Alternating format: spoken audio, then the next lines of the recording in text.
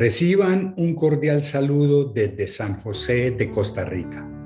Mi nombre es Néstor Ramírez Vega, pastor nacional del Senti City aquí en Costa Rica. Hoy quiero agradecerle a Dios por el privilegio que me da de compartir esta reflexión con todos ustedes para hablar de los hechos que cambiaron el mundo. Y estoy seguro que el Espíritu de Dios que nos acompaña y que mora en nosotros nos enseñará y recordará principios maravillosos de la obra de Cristo en la cruz. Hoy específicamente hablaremos sobre dos temas. Hablaremos sobre el perdón y la reconciliación. Bienvenidos a este tiempo. Quiero iniciar el compartir esta reflexión leyendo un pasaje del libro de Miqueas en el capítulo 7, versículo 19, que dice de la siguiente manera: Él volverá a tener misericordia de nosotros, sepultará nuestras iniquidades y echará en lo profundo del mar todos nuestros pecados. Bueno, es interesante ver cómo el nombre de Miqueas el profeta en hebreo significa ¿quién como Jehová? El nombre genérico de Dios. Pero en esta porción de la Biblia no se habla de la grandeza del poder de Dios, sino que lo que destaca el texto es su inmensa compasión y su deseo de perdonar y olvidar el pecado, como expresión de su fidelidad al pacto ofrecido en todas las generaciones. Para introducirnos en el tema del perdón, vamos a ir a la palabra de Dios y vamos a leer en el libro de Romanos una porción de la Biblia que yo sé que usted ya la ha leído y que usted la tiene en mente, sobre todo en este tiempo. Lo invito a que usted vaya a su Biblia y busque el libro de Romanos capítulo 5, versículo 18. Y allí vamos a encontrar una porción de la Biblia que va a colocar la base y el fundamento para que compartamos este tema del perdón. Dice la Biblia: así que como por la transgresión de uno, refiriéndose a Adán, vino la condenación a todos los hombres, de la misma manera por la justicia de uno, Cristo, vino a todos la justificación de vida. Todos sabemos que el libro de Romanos es la revelación de la justicia de Dios en juicio y salvación, mediante el evangelio de Jesucristo. En la cruz de Cristo Dios juzga el pecado, al tiempo que manifiesta su misericordia salvífica. Quiero empezar colocando un ejemplo de la vida humana para que todos podamos entender el significado del perdón a través de la muerte de Cristo en la cruz. En los días del gran imperio de Roma, César asumía que todo ciudadano romano le debía perfecta lealtad y obediencia a sus leyes. Cada vez que un ciudadano romano era acusado de algún crimen o quebrantar cualquier ley de la justicia, ahí en su tierra, la jurisprudencia de ese tiempo demandaba que se le preparara un documento que se denominaba un certificado de deuda. En este certificado se enumeraban todas las obras perversas del criminal, una por una, y la condena exacta que merecía. Al criminal se le encerraba en la cárcel y el certificado de deuda era clavado en la parte externa de la puerta de su celda. Allí permanecía hasta que el hombre hubiese cumplido el tiempo de su condena y por tanto hubieran quedado cancelados los crímenes que se enumeraban en el certificado. Cuando el hombre había cumplido su tiempo de prisión y era puesto en libertad, se le entregaba el amarillento y raído certificado de deuda sobre el cual se colocaban las palabras totalmente cancelado. Pero mientras no hubiese pagado la sentencia, el certificado de deuda permanecía entre el preso y la libertad. Allí seguía dando testimonio sobre el hecho de que el hombre que allí estaba encerrado no había vivido conforme a las leyes de Roma y por tanto era un ofensor del César, la máxima autoridad en el imperio. Pues bien, de la misma manera, a todos y cada uno de nosotros los seres humanos se nos preparó un certificado de deuda en el cual se enumeran las faltas en las que hemos incurrido al no vivir de acuerdo a lo establecido por Dios, en pensamiento, en palabra y en obra. Esta sentencia de muerte llegó a ser deuda de pecado, que es la que hay que pagar, sea que se la pague el reo o la persona que cometió esas faltas, o en caso de que sea posible, alguna persona que esté calificada, entre comillas, para tomar lugar y pague dicha deuda. Esto es lo que enfrenta la humanidad sin Cristo. Nosotros vemos que podemos estar aquí, pero ser prisioneros en nuestra propia manera de vivir. Podemos no estar experimentando las rejas y el encerramiento, pero somos esclavos de nuestros deseos, muertos espiritualmente, llenos de egoísmo, enfermos, insatisfechos y vacíos, y muchas más cosas en nuestra propia vida. Pero ¿qué hizo la obra de Cristo en la cruz? La palabra de Dios nos muestra que el único capaz de pagar esa deuda de pecado es Cristo, quien ya lo hizo. Ahora, lo único que Dios Padre nos pide para vivir la vida eterna, la vida del reino de los cielos, es primero que reconozcamos nuestros pecados, nos arrepintamos de esa vida sin Dios, y segundo, reconozcamos que el único que podía pagar esa deuda de pecado se llama Jesucristo, dando paso a la siguiente decisión que tenemos que tomar, que es aceptarlo a Él, al Señor Jesús como nuestro Señor y Salvador, reconociendo su obra redentora en nuestra vida por nosotros en la cruz y dejando sobre esa cruz ese documento, pero que ya dice totalmente cancelado. Una hermosa porción de la Biblia es la que escribe el apóstol Pablo en el libro de Colosenses.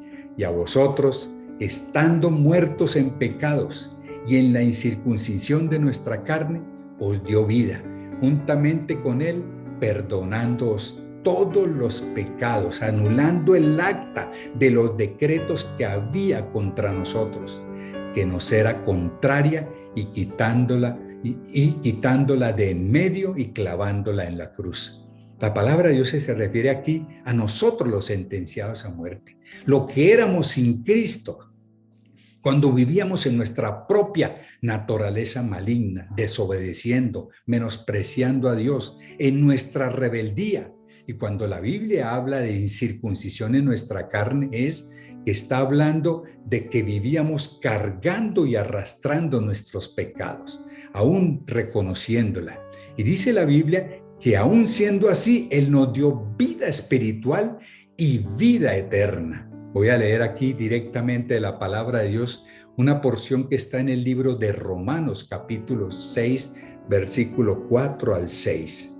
Porque somos sepultados juntamente con Él para muerte por el bautismo, a fin de que como Cristo resucitó de los muertos por la gloria del Padre, así también nosotros andemos en vida nueva. Dése cuenta que nos está enviando a vivir una vida nueva, porque si fuimos plantados juntamente con Él en la semejanza de su muerte, así también lo seremos en la de su resurrección, sabiendo esto, que nuestro viejo hombre fue crucificado juntamente con Él para que el cuerpo del pecado sea destruido, a fin de que no sirvamos más al pecado.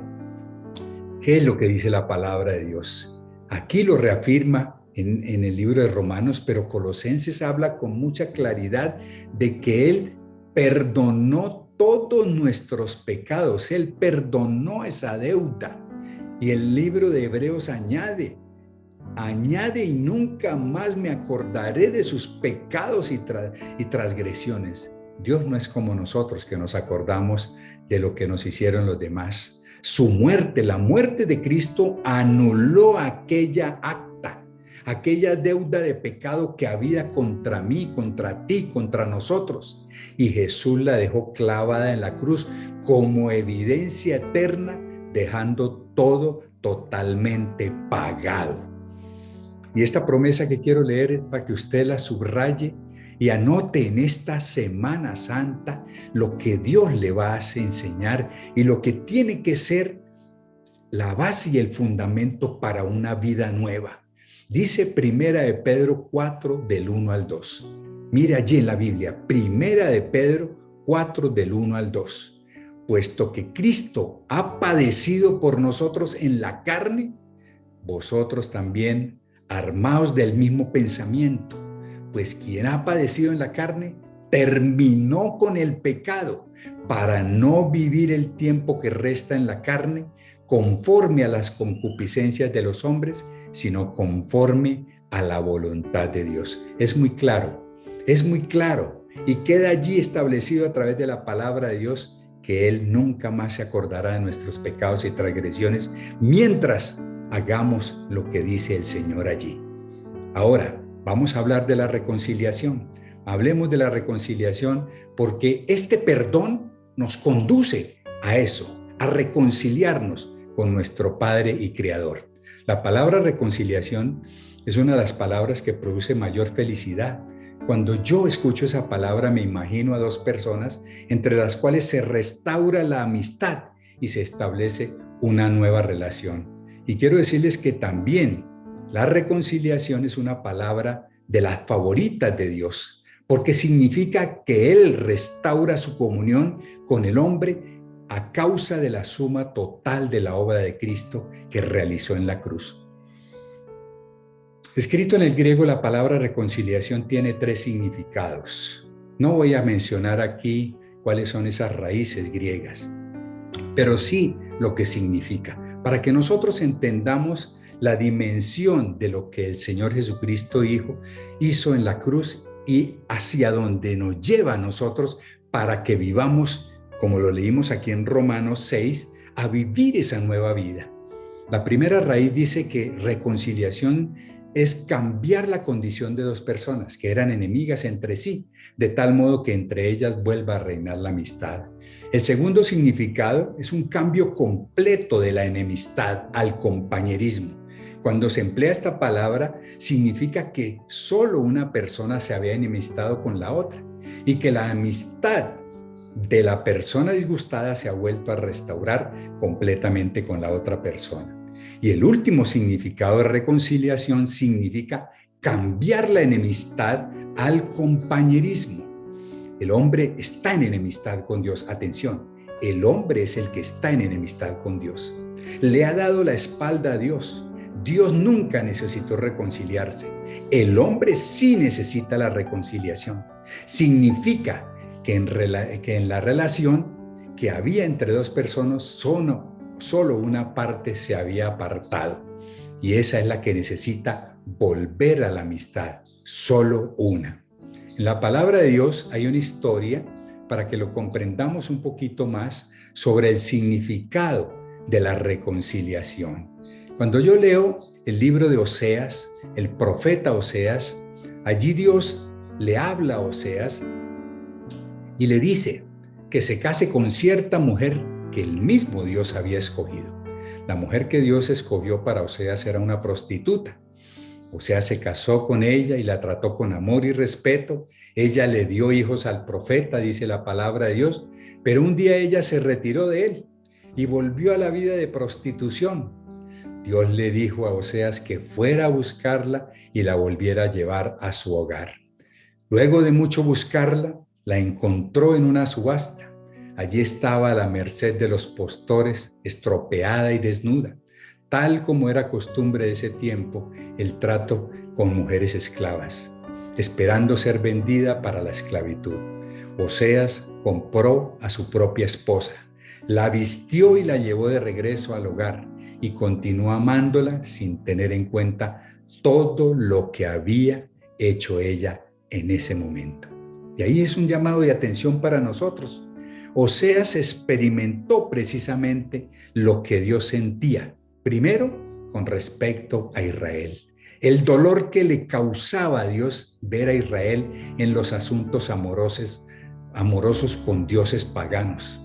Y la disposición que Dios tenía de no detenerse en nada para poder hacer que su pueblo regresara. Eso lo vemos en toda la historia del Antiguo Testamento, donde el Señor extiende siempre su misericordia y donde Dios trata nuevamente de atraer a su pueblo hacia sí mismo.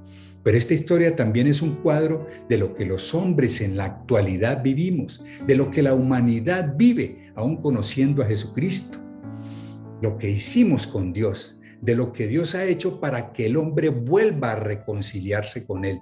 Es un cuadro de amor verdadero. Como vemos, Oseas nunca dejó de amar a su esposa. Fue ella la que lo abandonó. Y se nos da la idea de que el gran amor de Oseas abrumó completamente a su esposa. Como cuadro de reconciliación, el libro de Oseas es uno de los cuadros más hermosos del mundo, si quisiéramos dibujarlos. Dios nos reconcilió a través de ¿quién? De Jesucristo. Dios no necesitó reconciliarse nunca. Él ha sido como Oseas, nos ha amado con amor eterno. Y eso está escrito en la palabra de Dios. El hombre sí necesita volver a Él para reconciliarse. Como en el caso de Oseas, Dios sabía que nosotros nunca regresaríamos a Él a menos que Dios tomara la iniciativa. Qué tremendo. Eso nunca lo hemos analizado. Eso nosotros lo hemos pasado por alto. Y que Dios nos recibiría tal como somos en nuestra condición pecaminosa. Quiero decirles que la historia de Oseas, encontramos en la historia de Oseas que él no trató de purificar a su esposa antes de llevarla de nuevo al hogar, ni ella tampoco trató de purificarse.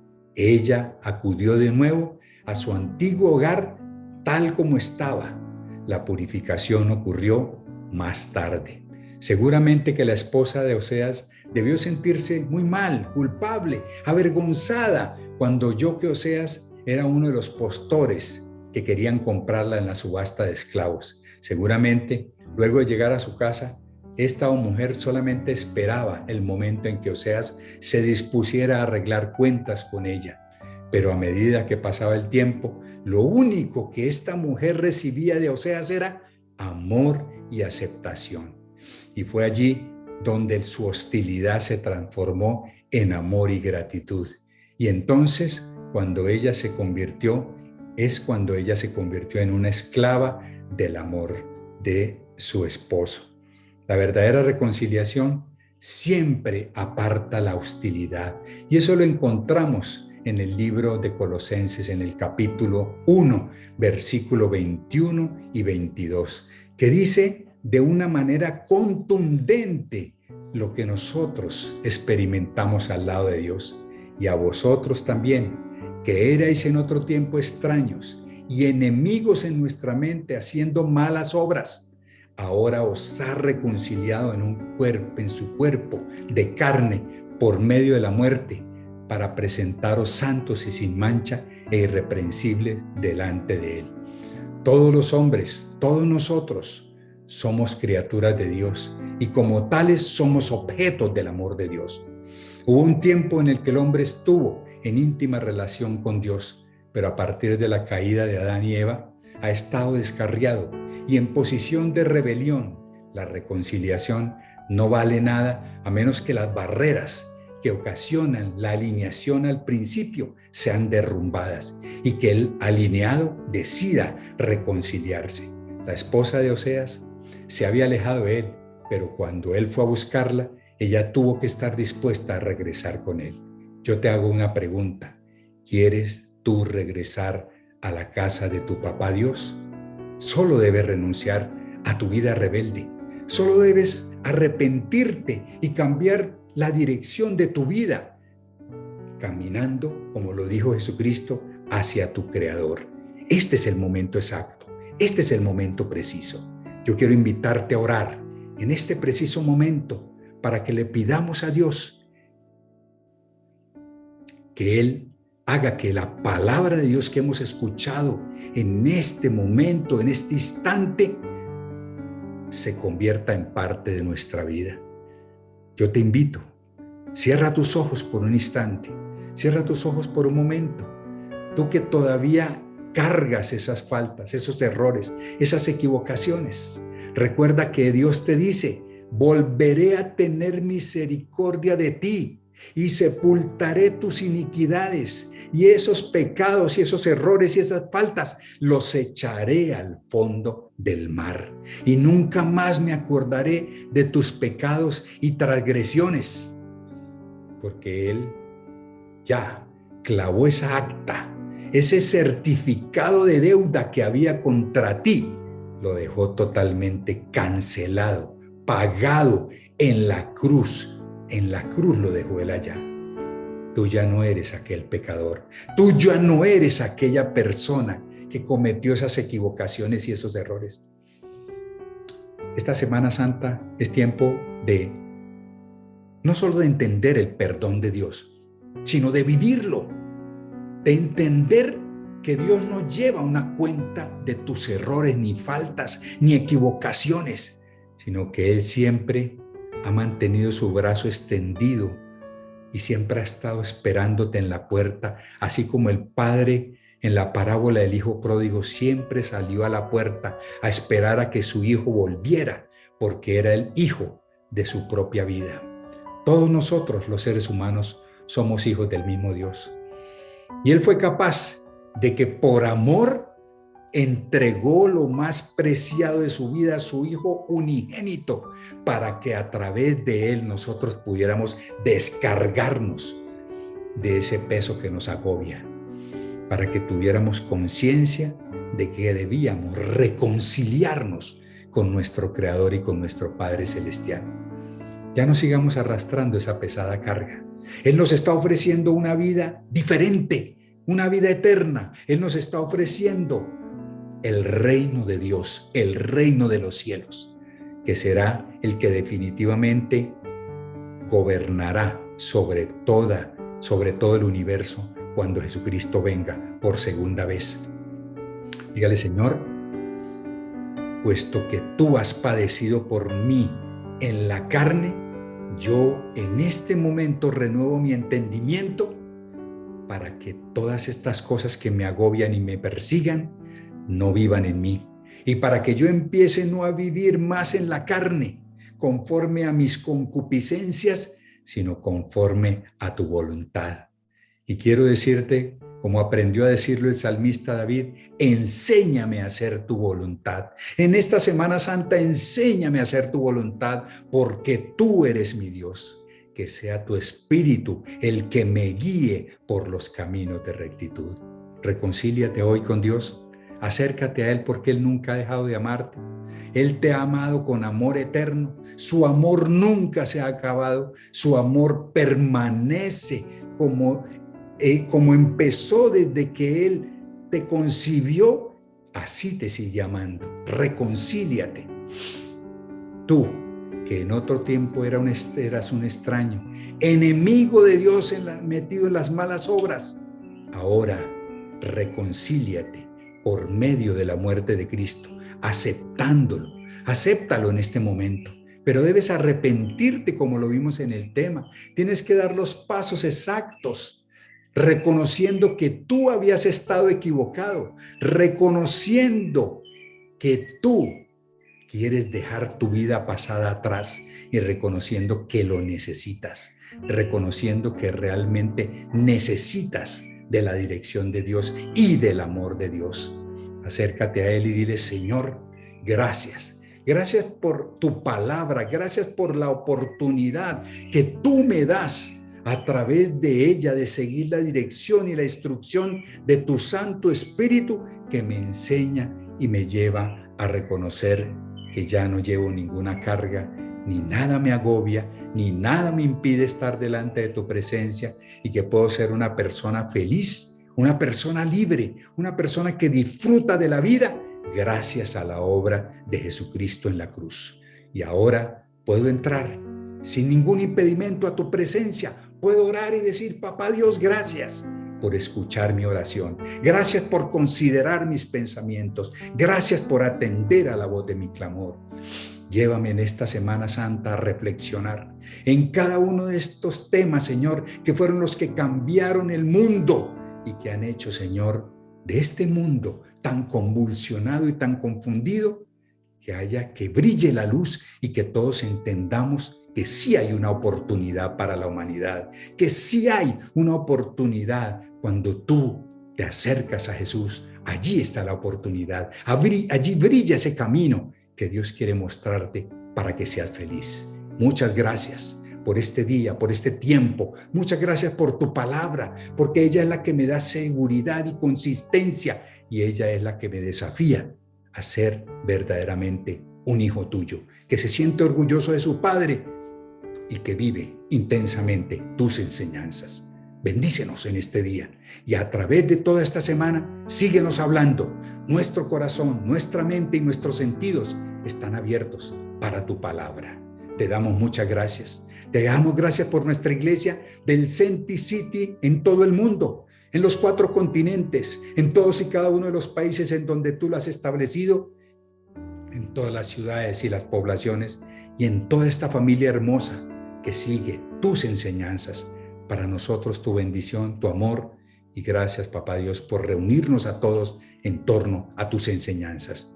Te lo agradecemos en el nombre y la autoridad de Cristo Jesús. Amén y amén. Muchísimas gracias.